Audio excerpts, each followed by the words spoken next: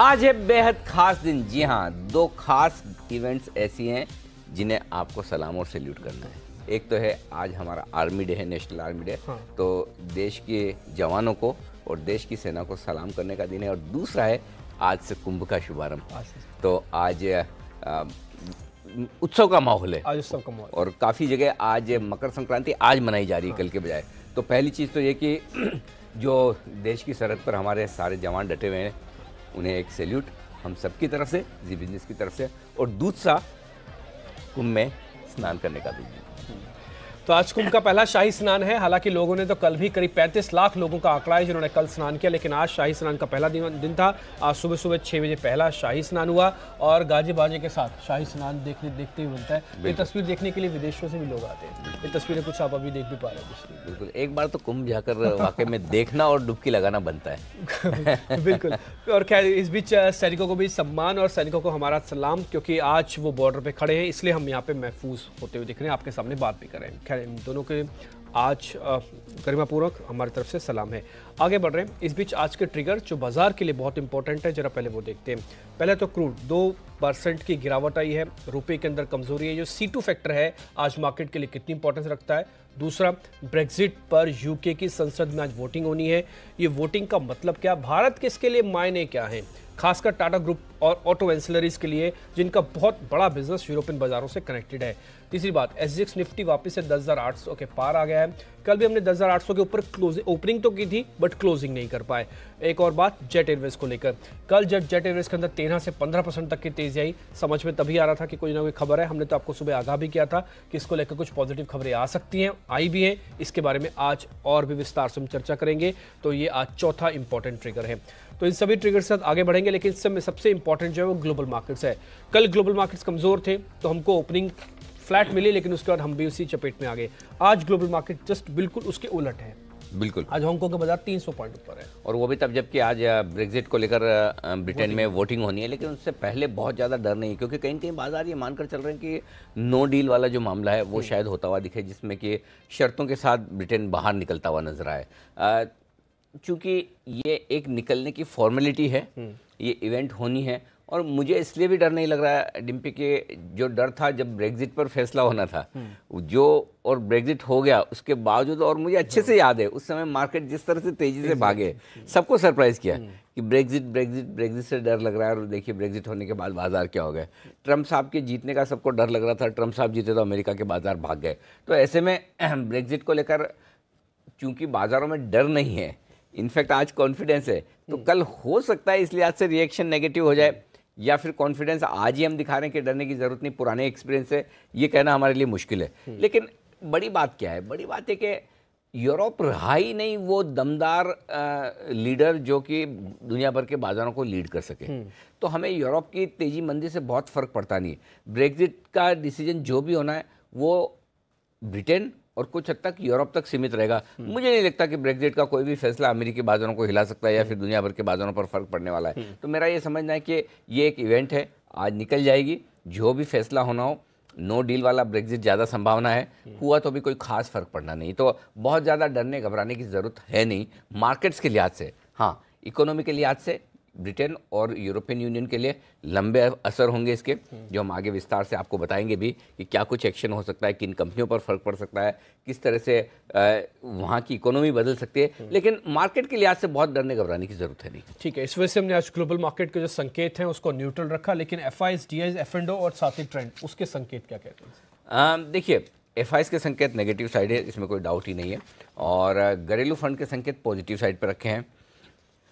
अब आइए, वायदा कारोबार के संकेत न्यूट्रल ही हैं आज भी फिर से, और सेंटीमेंट थोड़ा सा सावधानी भरा है कल की करेक्शन के बाद। हालांकि आज हम बेहतर हैं, लेकिन थोड़ा सावधानी भरा है। ट्रेंड पॉजिटिव से न्यूट्रल हुआ है। कल जो हमें क्लोजिंग मिली 10,800 के नीचे निफ्टी की, मैं ये तो नहीं कहूँगा कि नेगेटिव हुआ, नेगेटिव तो 10,700 10,725 के नीचे जब तक बंद नहीं होंगे तब तक नेगेटिव तो होगा ही नहीं। तो ट्रेंड आपका न्यूट्रल हुआ है। न्यूट्रल से भी पॉजिटिव साइड पर बायस है अभी भी ट्रेंड का, न कि नेगेटिव साइड पर। वो कहते हैं ना कि रेटिंग बदली है, आउटलुक क्या है। तो इसमें खाली आउटलुक बदला है, रेटिंग नहीं बदली। रेटिंग बदलना बड़ी बात है। तो ट्रेंड में भी वो ये कह सकते हैं थोड़ा सा आउटलुक बदला है, तो न्यूट्रल साइड पर मान सकते हैं। और बैंक निफ्टी ने चूंकि 27,500 के नीचे की क्लोजिंग दी तो न्यूट्रल की तरह मैं ट्रेंड मानकर चल रहा हूँ। और जब न्यूट्रल होता है तो फिर आपको थोड़ा सा लंबा ट्रेंड देखना होता है, और वो लंबा ट्रेंड आपका अभी भी पॉजिटिव साइड पर है, तो ट्रेंड को न्यूट्रल से पॉजिटिव मान सकते हैं। कल भी 10,725 की आप बड़ी इंपॉर्टेंस बता रहे थे। कल किसी तरह से मार्केट ने पहले उससे डिप तो दिया, एक बार हमने स्पॉट में 700 भी ब्रेक किया, लेकिन क्लोजिंग बेसिस पर 10,725 बचा के गए। बिल्कुल, आज भी वही इंपॉर्टेंट लेवल है। इसीलिए जब क्लोजिंग शो हम कर रहे थे 2:30 बजे सारे डेटा को विस्तार से बता रहे थे, तब निफ्टी 10,710 के आसपास ट्रेड कर रहा था और हमारा बड़ा स्ट्रॉन्ग व्यू था कि 10,725 के नीचे बंद नहीं देगा। इनफैक्ट 40-50 पॉइंट आखिरी 1 घंटे में बढ़ सकता है। कल आखिरी 1 घंटे में बहुत बेहतरीन रिकवरी हुई। इनफैक्ट आप देखेंगे ना, डाउ के चार्ट्स देखिए और हमारे निफ्टी का चार्ट देखिए, कल लगभग मिलता जुलता दिखेगा। डाउ भी जिस तरह से सेकंड हाफ में रिवर्स होकर भले 85 पॉइंट के नुकसान के साथ दिख रहा है, लेकिन बंद दिन के उच्चतम स्तरों के आसपास होता हुआ दिखा है। जहाँ तक आज का सवाल है निफ्टी 10,725 10,875, ये वो रेंज है क्लोजिंग बेसिस वाली, ये क्लोजिंग रेंज है। जब तक इस रेंज के बाहर किधर आप क्लोज नहीं हो रहे हैं तब तक डरने घबराने की जरूरत नहीं, तब तक आपको वक्त बिताना है। देखिए कल अच्छा मौका था, इस रेंज के नीचे बंद हो सकता था, लेकिन नहीं हुए, 10,737 पर बंद हुए। तो ये क्लोजिंग बेसिस की रेंज है, न कि दिन की रेंज। पहली बात, आज की रेंज 10,700 10,800 है निफ्टी की, छोटी रेंज है। 10,675 से 10,825 मीडियम रेंज है। 10,650 से 10,850, तो रेंज में थोड़ा सा बदलाव ये हुआ है कि 50 पॉइंट थोड़ा सा हम नीचे की तरफ सरके हैं। हालांकि अभी कोई साफ संकेत ऐसे आए नहीं है। मैं सेफर साइड पर थोड़ी 50 पॉइंट नीचे की ले रहा हूँ। ठीक है, मतलब ऐसा फ्रेंकली बताऊँ तो डेटा में ऐसा नहीं है, मैं सेफर साइड पे ले रहा हूँ कि 50 पॉइंट नीचे कर लूँ। और अगर मुझे सुबह पता होता कि हांगकांग 400 ऊपर है तो मैं शायद नहीं लेता, ये बात ईमानदारी से बता रहा हूँ। तो ये वाली बात है कि रेंज अभी भी वही इंटैक्ट है जो इतने दिनों में 10,700 से 10,900 की रेंज में हम ट्रेड कर रहे थे। मुझे नहीं लगता कि रेंज में इतना बदलाव होने की दिक्कत है। लेकिन हाँ, रेंज में बदलाव की वजह एक और अगर आप देखना चाहें तो वो बैंक निफ्टी है, क्योंकि बैंक निफ्टी थोड़ा सा ज़्यादा कमज़ोर हुआ है निफ्टी के मुकाबले में। अब आइए बैंक निफ्टी की आज की रेंज 27,150 27,400, ये छोटी रेंज है। और बड़ी रेंज आप देखना चाहें तो 27,050 से लेकर 27,500 की रेंज आप मान कर चल सकते हैं। मुझे लगता है कमोवेश हम इसी रेंज में वक्त बिता देंगे आज। लेकिन हाँ, इस रेंज के बाहर निकले तो नीचे की तरफ 26,900 27,000 बड़ा मजबूत सपोर्ट है एक्सट्रीम रेंज के तौर पर, और ऊपर की तरफ 27,600 27,700 बहुत ही स्ट्रॉन्ग रेजिस्टेंस है, जिसके पार जाना होगा मुश्किल। ये एक्सट्रीम रेंज है आज के लिए। ठीक है, क्लोजिंग बेसिस पर 10,725 के नीचे बंद होंगे, वो आपका स्टॉप लॉस है तेजी की पोजीशन खत्म करने का। 27,150 के नीचे बंद होंगे बैंक निफ्टी पर, वहां पर आपको तेजी की पोजीशन कम करनी। तो ये 2 स्टॉप लॉस के लेवल नोट कर लीजिए। ये खत्म करनी है पूरी तरह से कि कम कर देनी चाहिए? ट्रेडर्स को खत्म करनी चाहिए, ट्रेडर्स को खत्म कर लेनी चाहिए जी। ठीक है, 10,725। और अगर आप बहुत सेफ रहना चाहें तो फिर 10,700 के नीचे की क्लोजिंग पे करिए और 27,000 के नीचे की क्लोजिंग पे करिए। 675 भी हो सकता है, यहाँ से 50 पॉइंट नीचे आप कह रहे हैं। 675 तो और भी सेफ है, और भी सेफ है, और भी सेफ है। वो ये कि आपको इसमें ये डिम्पी ये भी है कि आपकी पोजीशन कितनी ज़्यादा है। अगर कम है आप संभाल सकते हैं 50-50 पॉइंट तो और चांस ले सकते हैं, लेकिन ज़्यादा है संभालना मुश्किल है तो फिर आपको स्टॉप लॉस फॉलो करना चाहिए। स्टॉप लॉस लगाना फॉलो करना भी एक आर्ट है, हर किसी के बस की बात नहीं, क्योंकि छोटी पोजीशन में आप स्टॉप लॉस से डरेंगे तो ठीक नहीं है, बड़ी पोजीशन में आप स्टॉप लॉस से नहीं डरेंगे तो गलत है। जब पोजीशन ज़्यादा हो तो स्टॉप लॉस ज़्यादा ज़रूरी है फॉलो करना। तो आपने कितनी पोजीशन ले रखी है, और दूसरा ये कि अभी रिजल्ट सीजन है, और स्पेशली आप अगर रिजल्ट वाले स्टॉक्स में ट्रेड कर रहे हैं तो स्टॉप लॉस स्ट्रिक्टली फॉलो करना ज़्यादा ज़रूरी है। ठीक है, तो 10,725 निफ्टी के लिए और 27,150 बैंक निफ्टी के लिए क्लोजिंग बेसिस पर है। ट्रेडर्स को पोजीशन खत्म करनी है, लेकिन जो इन्वेस्टर्स हैं जिनका थोड़ी कम पोजीशन है, हैंडल हो सकती है, शायद उनको एक बार 675 तक भी देख लेना चाहिए, ये इंपॉर्टेंट है। अगर आज हमको निफ्टी ट्रेड लेना है, बाय करना है, तो फिर हमारा स्टॉप लॉस क्या होगा? सेल करना है तो फिर हमारा स्टॉप लॉस क्या होगा? 10,675 गैप से खुल गए तो 10,700, या कल का लो 10,693, वही समझ लीजिए 10,690 स्टॉप लॉस हो गया। बेसिकली 10,675 से 10,700 की रेंज में जहां आपको ठीक लगे वहां स्टॉप लॉस लगा लीजिए। सिंपल है, 10,800 10,825 10,850 3 लेवल ऊपर की तरफ के, ये खरीदारी की राय। शॉर्ट करना चाहिए, हाँ कहाँ करना चाहिए? Question mark. एग्रेसिव ट्रेडर हैं 10,800 से भी कर सकते हैं, थोड़े कम एग्रेसिव है 10,825 फिर 10,850, मतलब हर 25 पॉइंट पे शॉर्ट भी बनता है, कहाँ से घूमेगा पता नहीं। मैं सेफर साइड पर 10,825 से 10,875 की रेंज में आपको 3 किश्तों में शॉर्ट करने की राय दूंगा। और बहुत एग्रेसिव भाई, कई बार क्या होता है कि आप एक ही लॉट शॉर्ट कर सकते हैं। अगर आप एक लॉट कर सकते हैं तो फिर 10,850 पे करना है। आप 4 कर सकते हैं तो 10 800 825 850 875 पे करना है भाई, कैपेसिटी है ना हर एक की, Capacity, सही कौन कितना करता है वो वाली बात है। तो अगर आप 4 कर सकते हैं और आप 3 कर सकते हैं 825 850 875 पे कीजिए, तो बेसिकली हर 25 पॉइंट पे कहीं भी रुक सकता है, तो इसलिए वहाँ पर आपको शॉर्ट करना है।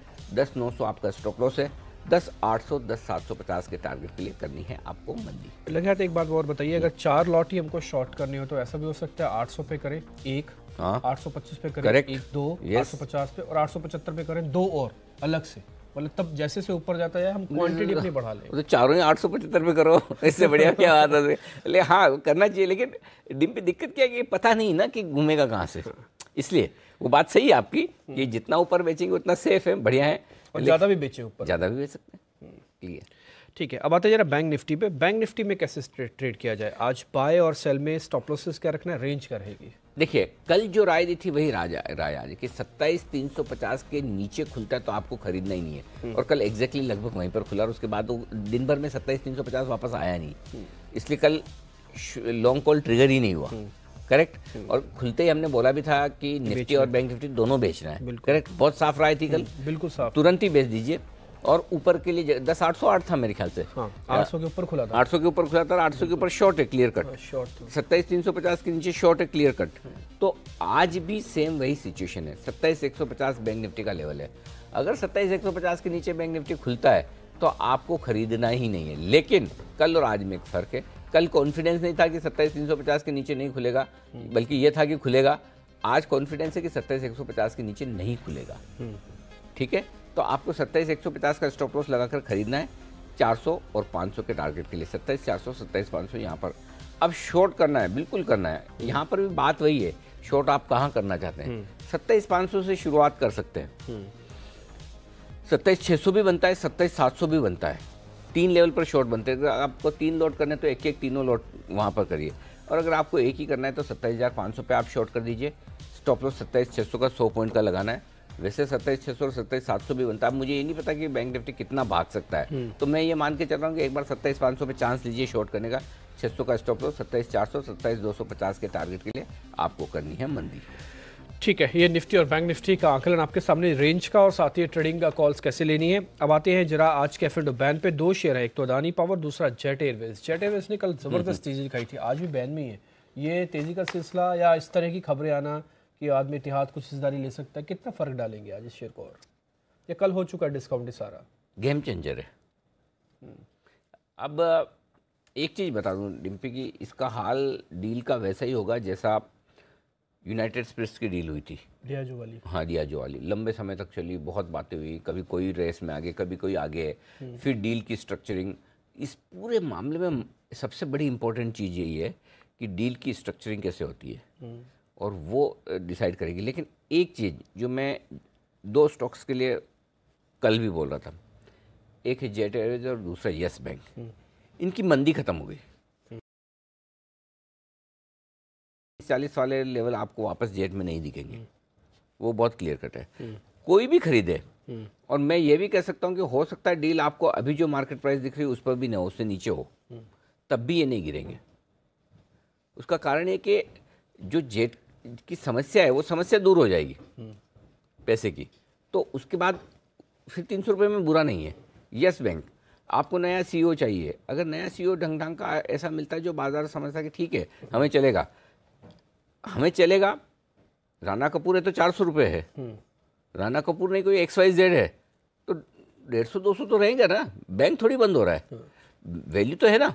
तो अल्टीमेटली 2 ये बड़े स्टॉक हैं जिनकी समस्या दूर होने के आसार दिख रहे हैं, और वो आसार दूर होने की वजह से कम इनमें अब मंदी की जगह आपके लिए खत्म हो गई। ये बाय ऑन डिप्स वाले स्टॉक बन रहे हैं, ये सबसे बड़ी बात है। ठीक है, तो एक तो येस बैंक और दूसरा जेट एयरवेज, कम से कम मंदी के दिन इनके छट रहे हैं, ये समझा जा सकता है। अब जरा आज के सेक्टर भी समझ लेते हैं, फिर एफआईज और एफ&ओ के आंकड़े भी जरा जान लेंगे कि क्या इंपॉर्टेंस वहाँ से निकल के आ रही है। पहले जरा आज के सेक्टर्स, नेगेटिव और पॉजिटिव दोनों। एक ही एक्चुअली मैं खाली मैं FMCG ही रखना चाहता हूँ। IT भी हालांकि मैंने दिया है विप्रो की वजह से, लेकिन पूरा सेक्टर चलेगा इसमें मुझे डाउट है। बट हाँ, FMCG ये क्लियर कट है पॉजिटिव सेक्टर। मैं रिजल्ट तक पॉजिटिव हूँ, बाय ऑन डिप्स खरीदना ही है। ठीक उसी तरह से जैसे एक ज़माने में मैं ऑयल मार्केटिंग कंपनियों पर बहुत बुलिश होता था, वो चली भी उसके बाद। ले एक ज़माने में जब मैं मेटल और ऑटो पर बहुत बेरिश होता था, हर बार बेचो बेचो बेचो, वैसा ही मेरा एफएमसीजी बहुत क्लियर, एकदम स्ट्रॉन्ग साउंड बोल्ड कॉल है, नतीजों तक एफएमसीजी शेयर खरीदने हैं बस। ठीक है, नतीजों तक एफएमसीजी शेयर खरीदें। कल डाबर भी आखिरी घंटे में काफ़ी ज़ोरदार चला। एचयूएल आईटीसी ने कमान संभाली रखी है। ये सेक्टर के जो पक्के वाले शेयर हैं जो आपको स्क्रीन पर दिख ही रहे हैं। खैर, इस बीच एफआईस और एफ&ओ का आंकड़ा एक बार पहले ये भी डिस्कस कर लेते हैं, फिर आज का स्टॉक भी जानेंगे। तो एफआईस के आंकड़े ये नेगेटिव हैं और डीआईज हुए पॉजिटिव, एक का एक खराब है एक्चुअली। मतलब एफआई ने 730 करोड़ के कैश में बेचा है, हालांकि सामने स्टॉक फ्यूचर्स 550 करोड़ के खरीदे हैं, फिर भी नेट 200 करोड़ की बिकवाली। इंडेक्स ज़्यादा बेच गए डिम्पी, 990 करोड़ ज़्यादा है, कम नहीं होते। तो एफआईएस के आंकड़े थोड़े ख़राब हैं। घरेलू फंड ने 527 करोड़ की खरीदारी की, एक दिन उन्होंने पॉज लिया था कल और आज वापस चालू हो गए खरीदना, तो ये एक अच्छा संकेत है। तो उनके आंकड़े ठीक है। अब एफ&ओ के हिसाब से अगर पहले मैं निफ्टी को देखना चाहूँ तो निफ्टी के ऑप्शंस के ट्रेड कहाँ पे कैसे दिख रहा है? कल प्रीमियम में कोई बदलाव ही नहीं हुआ, वही 32 पॉइंट के आसपास की प्रीमियम है। ओपन इंटरेस्ट में महज 3 लाख शेयर जुड़े हैं। इंटरेस्ट ज़्यादा बना नहीं है लोगों का ट्रेड करने का। 57 पॉइंट निफ्टी नीचे जाकर बंद हुआ है। 10,700 अहम सपोर्ट इसलिए है, 34 लाख शेयरों का ओपन इंटरेस्ट है। 10,800 रुकावट का लेवल इसलिए है क्योंकि 10,800 पर 25 लाख शेयर पुट में भी हैं और 25 लाख शेयर कॉल में भी हैं, तो दोनों ही तरह रस्साकशी वाला लेवल। अब मैं वो निर्णायक लेवल दे भी सकता था, लेकिन मुझे डर इस बात का था आप वापस काउंटर क्वेश्चन पूछ लेंगे कि सर 65 पॉइंट ऊपर का निर्णायक लेवल कौन देता है? बिल्कुल पूछता तो उसका अंदाजा पहले से लगा कि मैंने कहा रहने दो, आज निर्णायक लेवल देना ही नहीं है। तो बेसिकली 10,800 के ऊपर निकल कर आप जब ट्रेड करना शुरू करेंगे ना, तो ही दिन के दौरान आपको ताकत का पहला अंदाजा मिलेगा। मेरे लिए अगर आप 10,800 के नीचे ट्रेड कर रहे हैं, भले ही 50 पॉइंट ऊपर है, मैं नहीं मानता आप मजबूत है। निफ्टी पर आप मजबूत हो तभी होंगे जब 10,800 के पहले ऊपर निकल कर ट्रेड करना शुरू करेंगे। तो ये निफ्टी के आंकड़े सिंपल है, 10,800 और 10,700 लेवल नीचे की तरफ। इसी तरह से बैंक निफ्टी भी वैसे ही देखे कि 27,400 500 के ऊपर है तभी मजबूत समझे। बैंक निफ्टी में डिप्पी ऐसा ना देखिए, 27,000 बेहद मजबूत सपोर्ट है। 7 लाख शेयरों का ओपन इंटरेस्ट है जो कि हाईएस्ट भी है। 27,500 जब तक नहीं निकलता तब तक मुश्किल है मामला। एक्चुअली मैं बताऊं आपको ईमानदारी से, बैंक निफ्टी से 27,500 से 27,700 में निकलने में ना इनकी जान निकल जाएगी, दम टूट जाए, हाँफने लगेंगे एकदम, इतने शॉर्ट्स हैं। और कल गुरुवार कल है ना? नहीं आज परसों है। अरे ऐसा लग रहा बहुत काम किया। अच्छा, इस बार तो सैटरडे संडे दोनों दिन काम किया था ना मैंने। हमारा तो वीकेंड आया ही नहीं एक्चुअली। संडे दौड़ लगाने में निकल गया, सैटरडे तैयारी करने में निकल। हाँ, मुझे तो पता नहीं आज ही है ना गुरुवार वाली फीलिंग आ रही है एकदम। ओके, तो 27,500, 27,600, 27,700 तीनों जगह मिलाकर लगभग 20-22 लाख शेयर कॉल्स में खड़े हैं बैंक निफ्टी के, जबकि अभी तक तो मंगलवार ही हुआ है। आज 2 दिन और एक्सपायरी में, ऊपर टिकने में बड़ा पसीना आएगा बैंक निफ्टी को। तो 27,500 के ऊपर लगातार शॉर्ट बने। हाँ, सपोर्ट है वो साफ दिख रहा है, वो है 27,000 के आसपास का। अगर आप चाहें तो मैं निर्णायक लेवल 27,300 दे सकता हूं बैंक निफ्टी का, क्योंकि 27,300 के पुट और कॉल दोनों पर 3-3 लाख शेयरों का ओपन इंटरेस्ट है। बट नीचे साफ 27,000 सपोर्ट लेवल है। 27,500 से 27,700 के रेंज में आप अटक जाएंगे, पक्की बात है। ठीक है, लेकिन हम मान के चलते हैं कि एक बार 10,800 और 27,300 ये बड़े इंपॉर्टेंट लेवल हैं। एक बार इनके पार होने पर फिर हम तेज़ी का रुख थोड़ा और तेज़ भी कर सकते हैं। खैर, हम तो आपके साथ रहेंगे, इसके बारे में चर्चा हम आगे भी वो बढ़ाएंगे। लेकिन इस बीच आज का एक बार शेयर, आज का स्टॉक ऑफ द डे ये भी देख लेते हैं।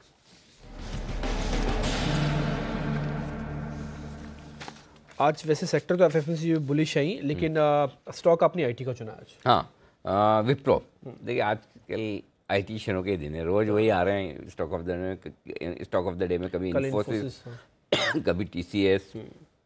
विप्रो चूंकि बोनस के लिए बैठक कर रहा है, 17 और 18 तारीख 2 दिन बोर्ड बैठक है। कौन से वाले दिन को बोनस आएगा ये तो पता नहीं, लेकिन 18 को रिजल्ट भी है, राइट। तो मुझे लगता है कि एक तेजी का मौका बन सकता है। 311 ये फ्यूचर्स का लेवल है जिस पर आपको स्टॉप लॉस लगाना है, और मैं 311 छोटा स्टॉप लॉस इसलिए दे रहा हूँ क्योंकि मुझे लग रहा है कि आज ये ऊपर बना है। सबसे बढ़िया बात क्या है विप्रो में, कल अच्छा नीचे बंद हुआ है 5%।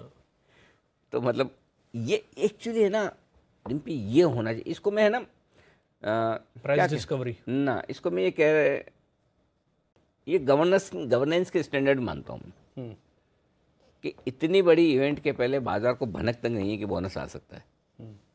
किस शेयर में ऐसा होता है कि बोनस आने की संभावना और स्टॉक 5% नीचे बंद हो, है ना? इसको कहते हैं आप खबर नहीं लीक होने देते बोर्ड में से। ये बड़ी चीज़ है, इसलिए जगह है विप्रो के बढ़ने की। 311 का स्टॉप लॉस, 318 322 का टारगेट रखकर फ्यूचर्स खरीदने चाहिए।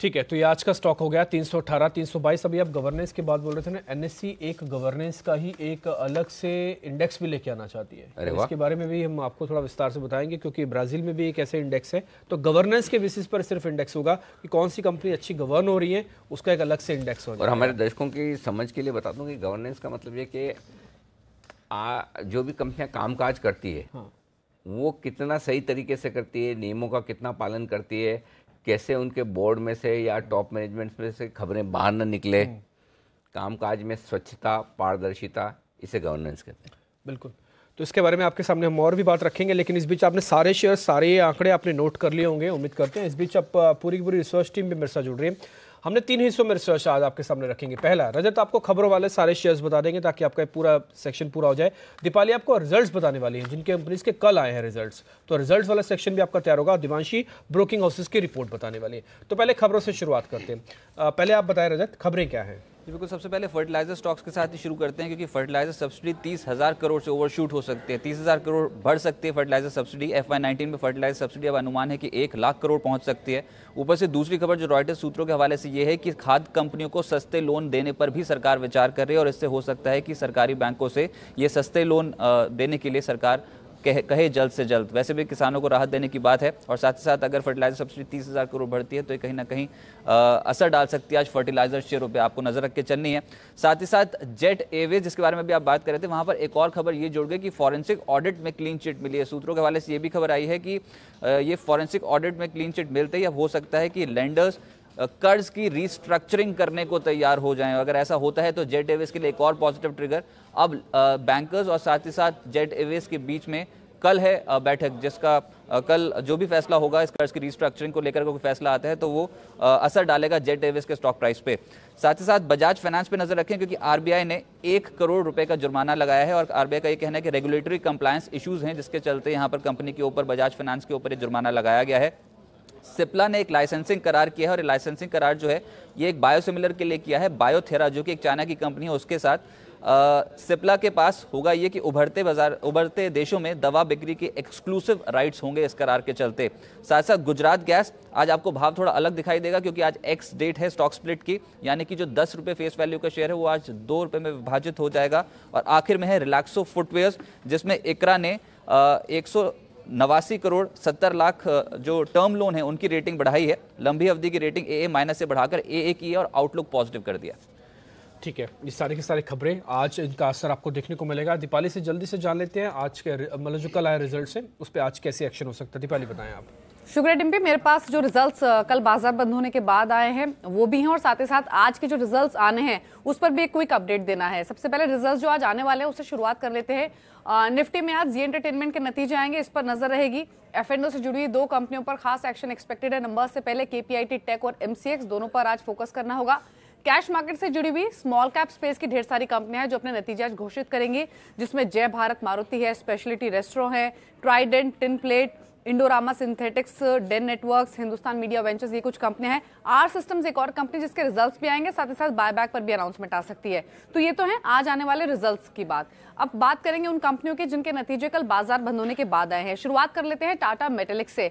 कमजोर नंबर की आशंका थी, नंबर्स उस हिसाब से देखें तो थोड़े से बेटर है, क्योंकि मिले जुले आए हैं। इनकी जो डक्टाइल आयरन कारोबार है उसकी परफॉर्मेंस क्वार्टरली हाई रही है, और कंपनी का जो आउटलुक है Q4 को लेकर वो काफी दमदार। उन्होंने कहा है कि Q4 काफी स्ट्रॉन्ग रहेगा इनके लिए। तो कमेंट्री के हिसाब से देखें तो नंबर्स ठीक हैं, वैसे मिले जुले हैं, क्योंकि मुनाफा इनका फ्लैट रहा है, 2% घटा है, आय 11.5% बढ़ी है, मार्जिन इनके इंपैक्ट हुए हैं, ये लगभग 15.25% से घटकर 14.25% के आसपास आए हैं। ICICI सिक्योरिटीज नतीजे कमजोर आए हैं, क्योंकि इनका मुनाफा 33% घटा है, आय में भी 18% की कमजोरी देखी गई है। इनके जो ब्रोकरेज रेवेन्यू है वो भी 17% घटकर 227 करोड़ के आसपास आया है, और ये सालाना आधार पर कंपैरिजन हो रहा है। डिस्ट्रीब्यूशन आय भी इनकी 11% घटकर 107 करोड़ के आसपास रही है। तो ICICI सिक्योरिटीज वीक नंबर्स आज के सेशन में आए हैं। इंडियाबुल वेंचर्स, इस पर एक खबर भी है और रिजल्ट्स भी है। फटाफट से आपको बता दें, नतीजे तो काफी अच्छे आए हैं क्योंकि इनका जो मुनाफा है वो 2.5 गुना बढ़ा है और ये 120 करोड़ के आसपास रहा है। आय इनकी 2 गुना बढ़कर लगभग 558 करोड़ की रही है। लेकिन इंडियाबुल वेंचर्स के अंदर बहुत सारे कारोबार इंडियाबुल्स ग्रुप के आते हैं, उसमें से एक कारोबार है इनका स्टॉक ब्रोकिंग से जुड़ा हुआ। खबर यह है कि स्टॉक ब्रोकिंग कारोबार को कंपनी अपनी ही सब्सिडरी कंपनी को बेच सकती है और फिलहाल तो कोई करार नहीं हुआ है, लेकिन खबरें इस तरीके की आ रही हैं। आपको बता दें, जो स्टॉक ब्रोकिंग कारोबार है वो कुल नेटवर्क का करीब 15% हिस्सा है। साथ ही आईबी कंज्यूमर इनकी एक सब्सिडरी है, उसकी भी योजना है 3000 करोड़ जुटाने की। तो आईबी वेंचर से जुड़ी हुई खबरें भी है, रिजल्ट्स काफी दमदार आए हैं।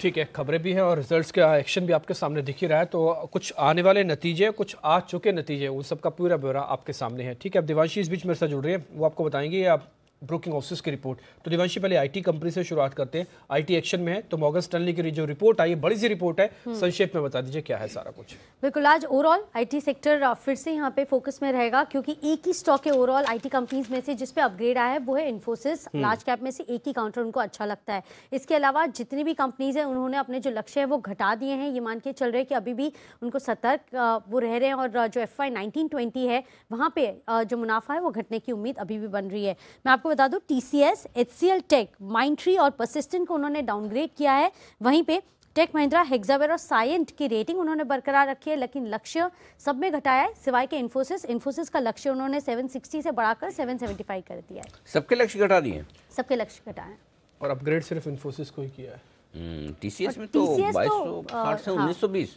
सबसे ज्यादा लक्ष्य वहाँ पे घटता हुआ दिख रहा है। ऐसा क्या हो गया, क्यों परेशान है मॉर्गन? उनको यही लग रहा है कि अभी भी यहाँ पे जो दिक्कतें हैं वो चल सकती है अगले साल में। अरे वाह, IT ओके। सेक्टर। और कौन सी रिपोर्ट्स हैं आपके पास? सिटी की रिपोर्ट्स क्या है? नहीं, एक्चुअली आज CLSA की भी रिपोर्ट्स आई है? रिपोर्ट्स आई बजट है। पर? हाँ, बजट पर तो है ही, और स्टॉक पर भी कल ही सर ने कहा था कि इसके अलावा रिपोर्ट्स नहीं, आज जमकर रिपोर्ट्स आई है CLSA की भी। रिलायंस इंडस्ट्रीज पर सबसे पहले CLSA ने रिपोर्ट जारी की और 1500 का लक्ष्य उन्होंने जारी रखा है। वो ये मान रहे हैं कि रिटेल स्पेस जो है, ऑर्गेनाइज रिटेल स्पेस, यहाँ पे उनको बहुत ज़्यादा मौका दिखता है और आने वाले टाइम में, आने वाले 10 साल में ये मान के चल रहे हैं कि उनकी जो रिटेल की आय है वो लगभग 12 गुना बढ़ सकती है और ओवरऑल जो रिटेल स्पेस है वहाँ पे बहुत ज़्यादा पेनिट्रेशन अभी भी बाकी है, तो इसको लेके वो काफ़ी पॉजिटिव है। ICICI सिक्योरिटीज़ पर CLSA ने अपना लक्ष्य घटा दिया है, 20 रुपये से घटाकर 360 कर दिया और ये मान के चल रहे हैं कि एक जो म्यूचुअल फंड के जो नए नियम आए हैं वो काफ़ी कड़क हैं और इसके अलावा मार्केट्स भी काफ़ी कमज़ोर हैं और जिस तरह से क्लाइंट एडिशन हो रहे हैं उसमें भी धीमापन दिख रहा है, इसके चलते उन्होंने लक्ष्य घटा दिए हैं। और साथ ही आज JNK बैंक पर CLSA की रिपोर्ट आई है और लक्ष्य 50 रुपये तक का दे रहे हैं। ये मान के चल रहे हैं जितने भी PSU बैंक्स हैं, सरकारी बैंक्स, उसमें से सबसे ज़्यादा जो कासा या फिर डिपॉजिट का फ्रेंचाइजी है वो जम्मू एंड कश्मीर बैंक के पास है, जो काफ़ी पॉजिटिव उनको लग रहा है और अनुमान से बेहतर नतीजे आए जिसकी वजह से वो यहाँ पे बहुत ज़्यादा पॉजिटिव है। ठीक है, इसके अलावा जो CLSA की बजट वाली रिपोर्ट है वो क्या कह रही है? वो ये मान के चल रहे हैं कि एक यहाँ पे जो फार्मा की स्कीम है, जो योजना यहाँ पे कृषि क्षेत्र के लिए बनाई गई है, वो बहुत ज़्यादा उस पर पॉजिटिव नहीं है।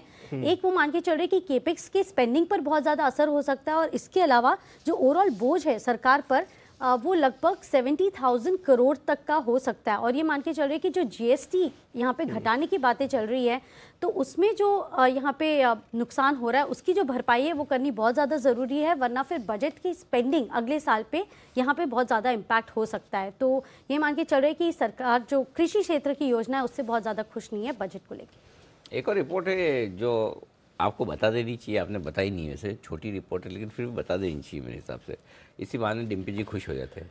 रेडिको खैतान, हाँ बताइए दीजिए, रेडिको खैतान कोटक की रिपोर्ट है।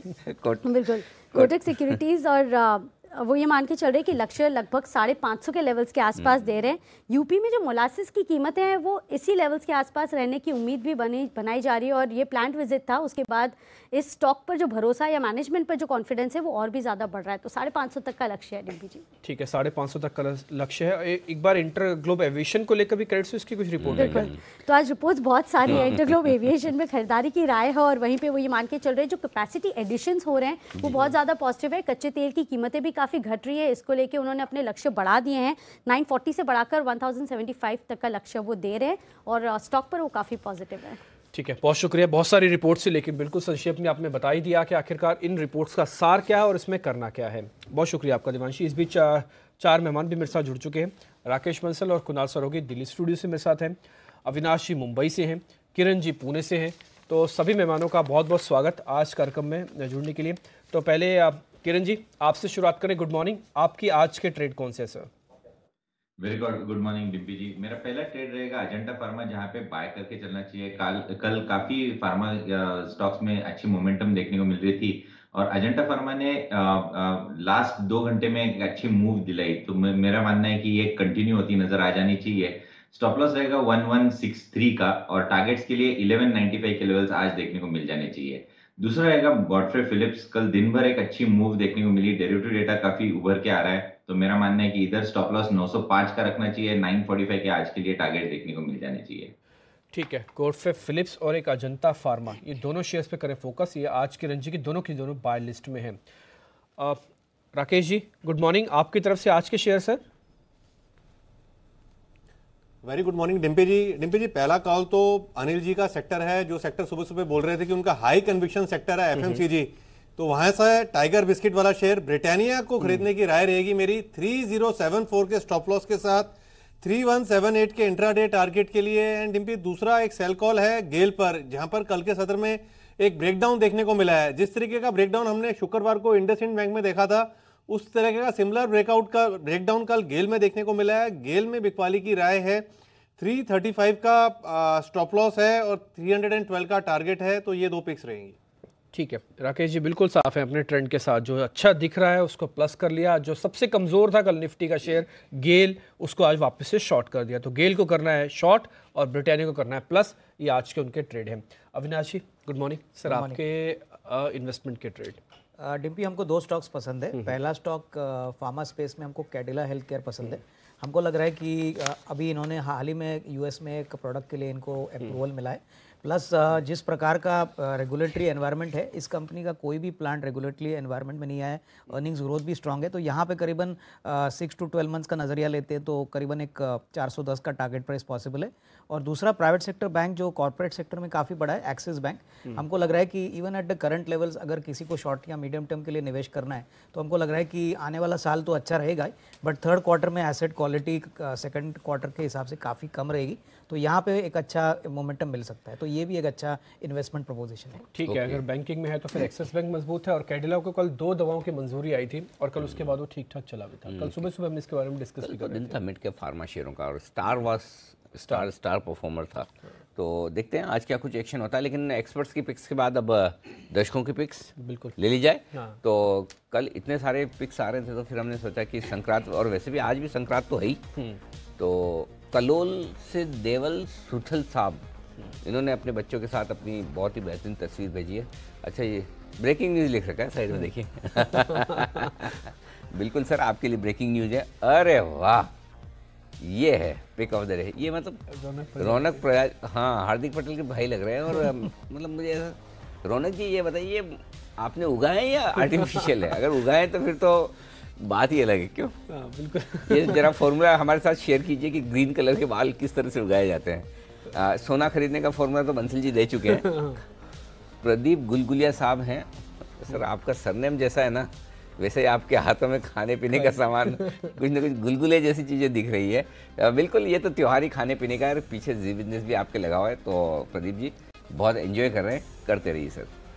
नवजीत पारिक हैं, ये अपनी फैमिली के साथ छत पे पतंग उड़ा रहे हैं। मेरे को लगता है शायद इनके भाई भी हैं, पीछे दिख रहे हैं वो, और वो भी पतंग उड़ाते हुए, एक पतंग उड़ाने की कोशिश में है और दूसरा पतंग उड़ा रहे हैं। और बच्चे के हाथ में चरखी दे रखी है। बच्चे के हाथ में चरखी। ओहो, ये तो वाह। Happy Uttarayan to Zee business की पूरी टीम को। बड़ोड़ा से ये पिक्चर आई है। रिकिन, इमरान, पुआराज, प्रजय, श्रेयांश, आरोही, विधि। अरे वाह, क्या बात है। आप सबका बहुत बहुत शुक्रिया और आपको भी बहुत बहुत शुभकामनाएं। विनय कुमार जी की कल तस्वीर आपके साथ उन्होंने खींची सेल्फी के तौर पर, और वो तस्वीर आज उन्होंने हमारे साथ शेयर की है। और इंडिया बुल हाउसिंग का शेयर है, जहाँ तक मेरे को लग रहा है पीछे, जिसके बारे में कल चर्चा भी कर रहे थे। तो कल इंडिया बुल हाउसिंग के शेयर। ओके, ये देवल सुथल साहब की तस्वीर जो अभी हमने थोड़ी देर पहले देखी थी। तो ये है वो तस्वीरें जो आप देख सकते हैं। और आज और ढेर सारी तस्वीरें आ रही है, तो थोड़ी देर में हम आपको और बताने वाले हैं। और अभी भी आप मिस कर चुके हैं, कल आप दिन भर सेलिब्रेशंस में थे, तो अभी भी जल्दी से भेज दीजिए फेसबुक और ट्विटर पर। आप अपनी फ़ोटोज़ भेजिए दिन भर, आज हम आपको दिखाने वाले हैं। ठीक है, इस बीच कुणाल सरोगी भी हमारे साथ दिल्ली स्टूडियो से, एक बार उनके भी आज के ट्रेड समझ लेते हैं। कुणाल जी गुड मॉर्निंग, आपके ट्रेड आज के कौन से हैं? मॉर्निंग डिम्पी जी, मॉर्निंग अनिल जी। दो Morning, काउंटर्स जिस पर खरीदारी की राय है। सबसे पहले MCX, जिसमें मुझे लगता है कि एक ब्रेकआउट कल के ट्रेड में आता हुआ दिखा था। इसकी चर्चा अनिल जी ने 2 सत्र पहले की थी और तब इसमें कंसोलिडेशन पूरा हुआ था, ब्रेकआउट आया था। मुझे लगता है कि MCX और ऊपर के लेवल्स दिखाएगा। यहां पर खरीदें, टारगेट होना चाहिए 780 रुपए का, 748 रुपए के आसपास स्टॉप लॉस रखकर मेरी राय में MCX लेना चाहिए। और दूसरा काउंटर जिस पर कल जो है हम बातचीत कर रहे थे और ब्रेकआउट कल आते हुए देखा गया था, वो काउंटर है अपोलो हॉस्पिटल, जिसमें मुझे लगता है एक असेंडिंग ट्रायंगल पूरा हुआ है कल के ट्रेड में और उसका एक ब्रेकआउट कल हमने आते हुए देखा। तो मुझे लगता है अपोलो हॉस्पिटल लेना चाहिए। 1345 का यहाँ टारगेट होना चाहिए, 1304 पर रखना है स्टॉप। ठीक है, अपोलो हॉस्पिटल का किरण जी ने दिया था, आज कुणाल की तरफ से भी रिकमेंडेशन है इसमें। कल किरण जी का टारगेट तो हाथों हाथ हुआ था, BTST कॉल्स में उन्होंने बताया था। MCX पर भी ध्यान रखें, ये शेयर आज वापस अच्छा खासा चल सकता है। आज रिजल्ट भी आने हैं, इसके रिजल्ट्स भी हैं। और जिस तरह से पिछले क्वार्टर में इनके वॉल्यूम्स बढ़े हैं, रिजल्ट्स मजबूत आने की उम्मीद है, इसमें कोई डाउट नहीं। रिजल्ट अच्छा आना चाहिए, लेकिन अब वही है कि रिजल्ट के पहले थोड़ा सा एक्शन हुआ, हम लगातार रिकमेंड कर भी रहे हैं, तो ऊपर के लेवल पे प्रॉफिट बुक कर लीजिए, पैसा बन जाए तो। ठीक है, तो आज के सारे ट्रेड आपने नोट किया। अब जरा कुछ ऐसे सौदे जिनके साथ खबरें घट चुकी हैं, यानी कि जिनके नंबर्स आ गए हैं, उनमें क्या करना चाहिए, एक बार जरा वो देख लेते हैं। आज वैसे टाटा मेटालिक्स के नंबर हम कमज़ोर समझ रहे थे, लेकिन नंबर आए हैं मिक्स्ड, क्योंकि मार्जिन में हल्की गिरावट हुई है और मुनाफा भी कुछ बहुत ज़्यादा नहीं घटा, सिर्फ 2% है। तो राकेश जी जरा आप ही शुरू कीजिए, टाटा मेटालिक्स से कैश का शेयर है, क्या किया जाए आज? नंबर्स उम्मीद से ठीक हैं। देखिए डिम्पी जी, टाटा मेटालिक की बात करें तो स्टॉक रेंज में ट्रेड कर रहा है। अगर आप बाकी मेटल काउंटर से कंपेयर करते हैं टाटा स्टील से, तो यहाँ पर वीकनेस देखने को नहीं मिली और एज ऑफ नाउ स्टॉक एक रेंज में स्टक है। नीचे में 610 एक इमीडिएट सपोर्ट है और ऊपर में 656 एक रेजिस्टेंस है। तो 610 और 656 के डिम्पी जी ये स्टॉक बैंड में ट्रेड कर रहा है। मेरी राय में जिस भी डायरेक्शन में एक क्लियर ब्रेकआउट हो है तो 656 के ऊपर निकले तब खरीदें, या 610 के नीचे निकले तब यहाँ बिकवाली करनी चाहिए इंट्राडे के हिसाब से, एल्स इसको अवॉइड करना चाहिए। ये तो अवॉइड कर सकते हैं, तो 656 के पार होगा तब इसमें खरीदारी करनी है। टिल डेट तक टाटा मेटालिक्स के अंदर कोई ट्रेड नहीं है। नंबर से एक्शन जो होता है आज होने दीजिए एक बार। इस बीच ICICI सिक्योरिटीज के भी नंबर आए, वीक नंबर्स हैं। इनका डिस्ट्रीब्यूशन आए वो 11% घटी, ब्रोकरेज से आए 17% घटी है, तो स्वाभाविक से आते मुनाफा भी घटेगा और इनकी आय भी कुल मिलाकर 18% घटी है। अविनाश, ये ब्रोकिंग कंपनीज का कैसे बनेगी बात, क्योंकि ये ब्रोकर्स तो बढ़ा नहीं सकते, क्योंकि अब इनको कंपटीशन ऐसा मिल रहा है कि 20 रुपये पर लॉट का भी ट्रेड आपको मार्केट में अवेलेबल है, पर दिन का भी।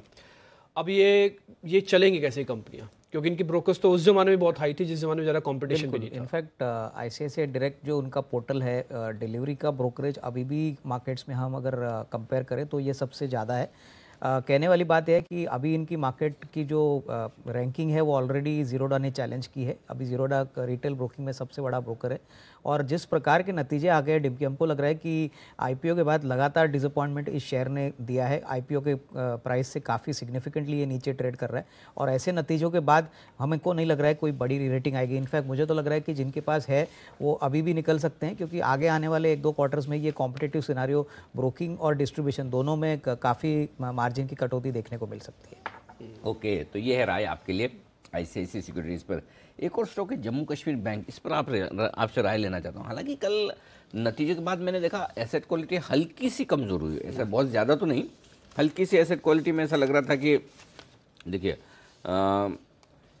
नेट और ग्रॉस NPA, नेट NPA इनके थे 0.5%, 4% से बढ़कर, ग्रोस NPA 9% से बढ़कर 10% आए, लेकिन उसके बावजूद CLA से कोई ये स्टॉक अच्छा लग रहा है। 50 रुपये का टारगेट दिया है, क्या करना चाहिए? नहीं, मुझे लग रहा है कि अनिल जी जम्मू एंड कश्मीर में इनकी जो मोनोपोली है, क्लियरली डिपॉजिट बेस कहिए या जोग्राफिकल रीच कहिए, तो इनका ऑलमोस्ट ज़्यादातर मेजॉरिटी जो बिज़नेस आता है वो JNK से आता है और हमको लग रहा है कि शायद इंक्रीमेंटल एसेट क्वालिटी जो है वो अभी आगे चल के इतनी ख़राब नहीं होगी।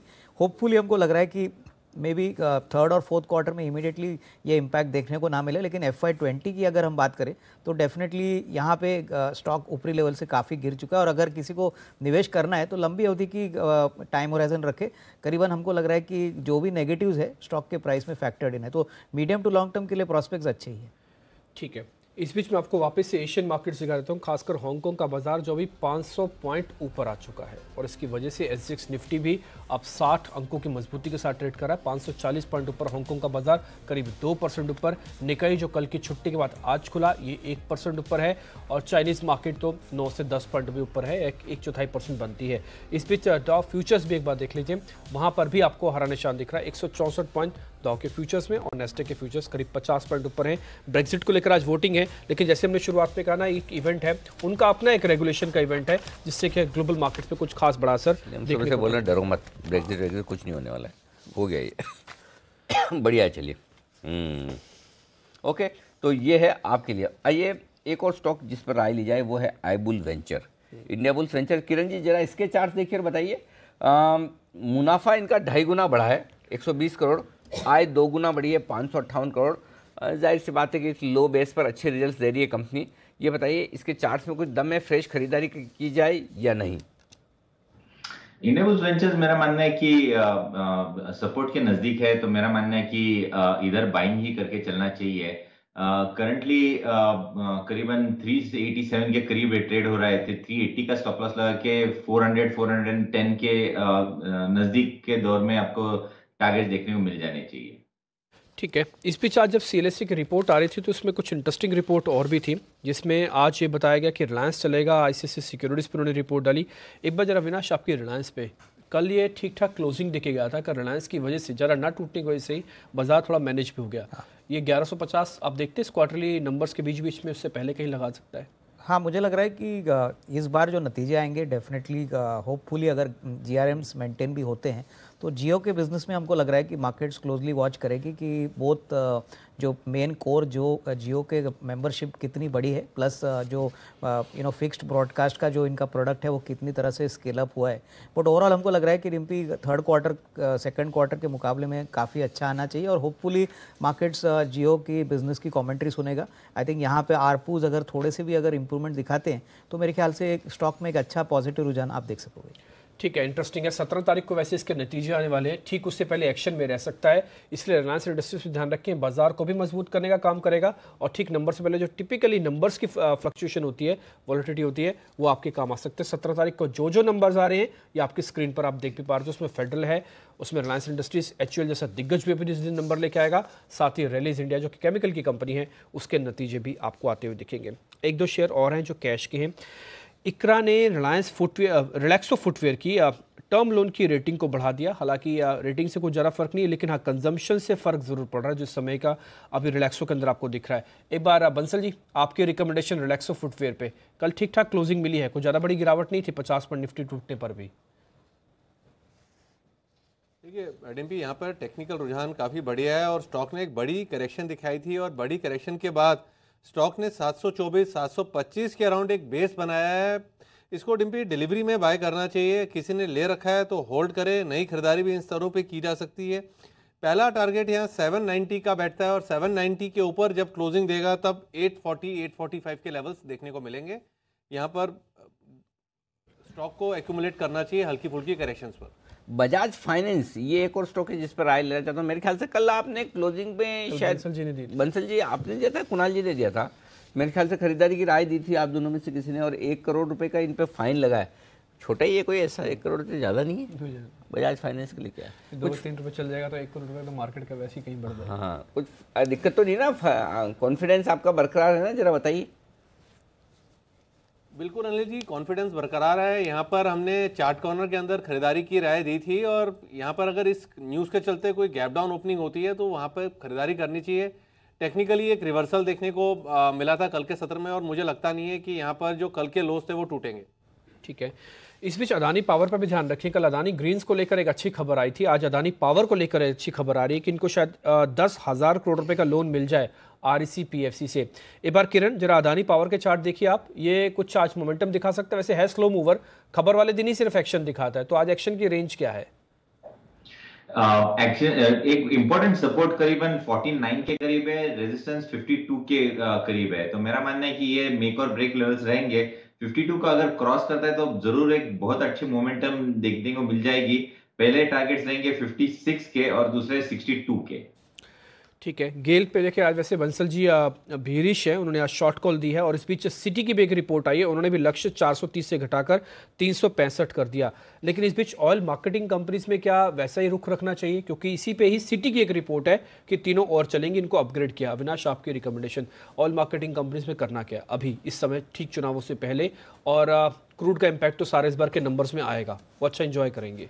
हाँ बिल्कुल, मैं समझता हूँ कि डेफिनेटली ऑयल मार्केटिंग कंपनीज़ में होपफुली अगर क्रूड के कीमतें में थोड़ी बहुत कमज़ोरी या सॉफ्टनेस आता है तो डेफिनेटली इनको अपने जीआरएम्स मेंटेन में मदद मिलेगी।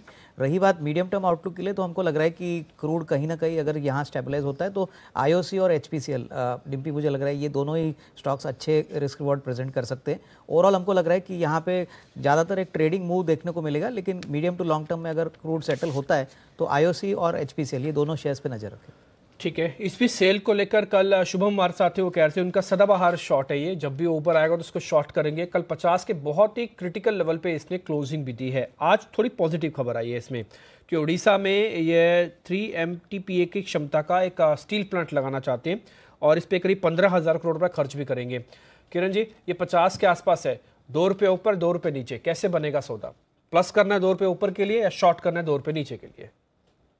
नहीं, मेरा मानना है कि वीकनेस तो चार्ट पे बिल्कुल देखने को मिल रहा है, तो शॉर्ट पोजीशंस बनाए रखे। 54 का मेरा स्टॉप लॉस रहेगा, 50 पे ट्रेड कर रहा है। एक इंटरमीडिएट जो बॉटम है वो 49 रुपीज 20 पैसे के करीब है, वो एक इमीडिएट सपोर्ट के तौर पे है, पर ये एक बार निकल जाए तो मेरा मानना है कि ये 46-45 के लेवल्स टेस्ट करते नजर आ जाना चाहिए स्टॉक। ओके, ये है आपके लिए राय। एक और स्टॉक है KPIT, ये आज नतीजे पेश करने वाला है। नतीजों से पहले KPIT में कोई ट्रेड लिया जा सकता है? किरण जी जरा बताइए FNO ट्रेडर्स के लिए। KPIT में दोनों बाजू के मूव्स आ गए हैं, तो इम्पोर्टेंट सपोर्ट जो इधर ध्यान में आ रहा है वो करीबन है 202 का। तो जब तक 202 के ऊपर है तो लॉन्ग पोजीशन बनाए रख सकते हैं, पर अगर 202 निकल जाता है रिजल्ट के बाद तो मेरा मानना है कि काफी डाउनसाइड देखने को मिल सकती है। 189 190 अगले 2-3 ट्रेडिंग सेशंस में टेस्ट होता नजर आ सकता है अगर ये सपोर्ट टूटते हैं तो।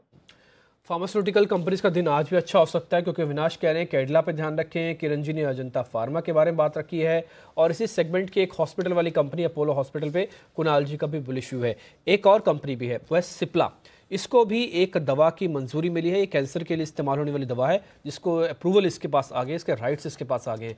जरा कुणाल जी इस शेयर को भी जरा देखिए, ये भी आज लिस्ट में शामिल हो सकता है अगर फार्मास्यूटिकल कंपनीज को चलना है तो। देखिए, सिप्ला काफ़ी वक्त से बाजार को अंडर परफॉर्म कर रहा है डिम्पी, और सारे फार्मा कंपनीज को भी अंडर परफॉर्म कर रहा है, लेकिन एक अच्छी बात यह है कि इन स्तरों पर एक बेस बनता हुआ नजर आ रहा है। बेस बन गया है, इसकी पुष्टि होगी 530 रुपए के ऊपर, तो मुझे लगता है कि एक बार 530 क्रॉस कर जाए तब इसमें खरीदारी के बारे में सोचें। स्ट्रक्चर तो अच्छा है, लेकिन एक ब्रेकआउट का इंतजार है, तो मुझे लगता है इन स्तरों पर वेट एंड वॉच करें, 530 के ऊपर खरीद करें। ठीक है, इस बीच हम कल लिकर स्टॉक्स की बात ही कर रहे थे कि कहीं ना कहीं वापस उसमें खरीदारी हो सकती है, एक बेस बन जाएगा, आज चल भी सकते हैं, क्योंकि यूनाइटेड स्पिरिट्स पे आई है खबर, और आज रेडिको खदान पे भी एक CLSE की रिपोर्ट भी है। यूनाइटेड स्पिरिट्स पे खबर यह है कि 4 सीजन वाइन्स में कुछ हिस्सेदारी बेच सकते हैं। कल की क्लोजिंग ठीक ठाक थी। किरण जी, आज ये अगर 600 को पार करेगा तो कितनी तेज कवरिंग करवा सकता है? डिम्पी जी, स्टॉक का नाम नहीं सुनाई दिया। United Spirits, McDowell's. अच्छा, मैकडॉवेल्स, मेरा मानना है कि कल और परसों एक अच्छा पुल बैक रैली देखने को मिल रहा है और ये कंटिन्यू होने की संभावना है। जहां पे लक्ष्य की बात है, मेरा मानना है कि 610 612 एक इंपॉर्टेंट रेजिस्टेंस लेवल है, ये टेस्ट होना चाहिए, और इस लॉन्ग ट्रेड के लिए मेरा स्टॉप लॉस 590 के करीब रहेगा। ठीक है, 590 का रखें एक स्टॉप लॉस, एक बार 600 पार करें तो शायद एक आपको बड़े लेवल भी मिल जाएंगे। कल सिमी का भी ये मानना था कि 605 610 तक के लिए आप इसकी वापस से तैयारी कर लें अगर 590 नहीं तोड़ता है तो। ठीक है, इस बीच कुछ एक और ट्रेड जहां पे आप ध्यान रख सकते हैं, उसमें जिन कंपनीज के नंबर्स आने हैं उसमें एक आर सिस्टम है। दीपाली बता रही थी इसमें बायबैक को लेकर भी खबर आ सकती है नतीजों के साथ साथ ही। राकेश जी, एक बार जरा आर सिस्टम्स चेक कीजिए और इसमें क्या करना है। स्ट्रक्चर कुछ ऐसा है कि ट्रेड ले सकते हैं, खबर भी आएगी और साथ ही नंबर्स भी आएंगे। देखिए डिम्पी, अगर आप इस स्टॉक की बात करें तो यहाँ पर टेक्निकली बस स्टॉक जो है एक रेंज में डिम्पी फंसा हुआ है स्टॉक, और पॉजिटिव बायस है यहाँ पर। नीचे में 50 रुपीज़ एक अच्छा बेस है, जिसने ले रखा है वो 50 रुपीज़ के स्टॉप लॉस के साथ होल्ड करे और नई खरीदारी भी यहाँ पे की जा सकती है। यहाँ जो पहला टारगेट बैठता है वो 58 से 60 का जोन का बैठता है और यहाँ पे खरीदारी करके चलना चाहिए। ठीक है। अविनाश, ये फर्टिलाइजर कंपनीज को लेकर क्या करना है? अब सरकार ये कह रही है कि हम जो एड जो उनको सहायता देती हैं वो 30,000 करोड़ बढ़ा सकती है। ये ऐसा नहीं कि मार्केट के लिए नया है, बाजार तो जानता ही है कि किसानों को लेकर सरकार कुछ ना कुछ तो देगी। ये फर्टिलाइजर स्टॉक्स के लिए कितना टर्न अराउंड वाला है? 30,000 करोड़ कम नहीं है इनके लिए भी? नहीं, बिल्कुल। इनफैक्ट इनके लिए सबसे बड़ी दिक्कत वर्किंग कैपिटल होती है, और अगर ये सब्सिडी बढ़ती है और रिलीज़ करके इन कंपनीज़ को दी जाती है तो मैं समझता हूँ कि आरईसी, कोरोमंडल, ये सारे जो बड़े यूरिया के प्लेयर्स हैं यहाँ पे डेफिनेटली अच्छा मुनाफा दिख सकता है। इनफैक्ट ओवरऑल वर्किंग कैपिटल में इनके लिए काफ़ी मदद मिलेगी। तो मुझे लग रहा है कि एक शॉर्ट टर्म बाउंस ज़रूर मिल सकता है। होपफुली ये पैसा कब मिलेगा ये काफ़ी क्रूशल है। अनाउंसमेंट से ज़्यादा ये एक्चुअली ये कंपनीज़ को कब मिलता है। बट ओवरऑल आई थिंक ये एक सब्सिडी की जो बात हुई है, गवर्नमेंट अगर प्रोवाइड करता है और इनको मिलती है तो आरसीएफ और कोरोमंडल, ये दो काफ़ी बड़े प्लेयर्स हैं जो हमको काफ़ी पसंद है। ठीक है, आरसीएफ तो खैर अच्छा चल ही रहा है और इस बीच ये 64-65 के भाव पे है। कोरोमंडल इंटरनेशनल के अंदर भी अच्छा मूव आता है जैसी कोई खबर आती है। तो इन दोनों शेयर्स पे आज फर्टिलाइजर के पॉइंट ऑफ व्यू से आज फोकस में भी आप रह सकते हैं।